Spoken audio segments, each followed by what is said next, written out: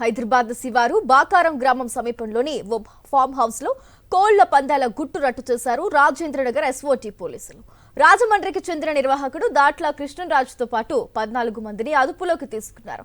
వీరి వద్ద నుంచి 60,000 నగదు, 4 కార్లు, 13 సెల్ ఫోన్లు, 15 కోళ్లను స్వాధీనం చేసుకున్నారు. ఇదే అంశానికి సంబంధించి మరింత సమాచారం మా ప్రతినిధి దిలీప్ అందిస్తారు.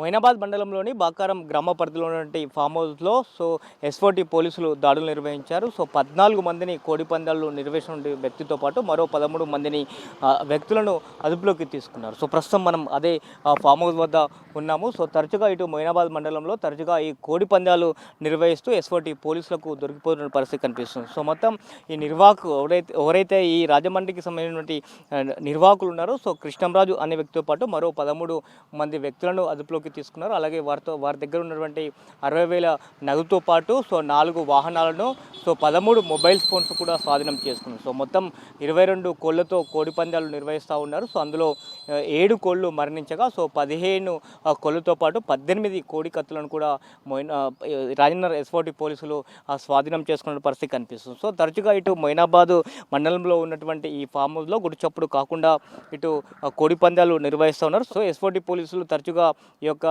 మొయినాబాద్ మండలంలో ఫామ్ హౌస్ల పైన నిఘా పెట్టి ఎక్కడెక్కడ అయితే ఈ కోడి పందాలు జరుగుతున్నాయో వాటిని భగ్నం చేసే ప్రయత్నం చేస్తున్నప్పుడు కూడా ఇంకా తరచుగా ఈ కోడి పందాలు అయితే జరుగుతున్న పరిస్థితి కనిపిస్తూ ఉంది.